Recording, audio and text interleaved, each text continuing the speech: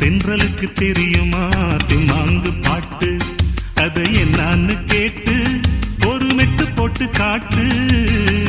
தென்றலுக்கு தெரியுமா திம்மாங்கு பாட்டு, அதை என்னான்னு கேட்டு ஒரு மெட்டு போட்டு காட்டு.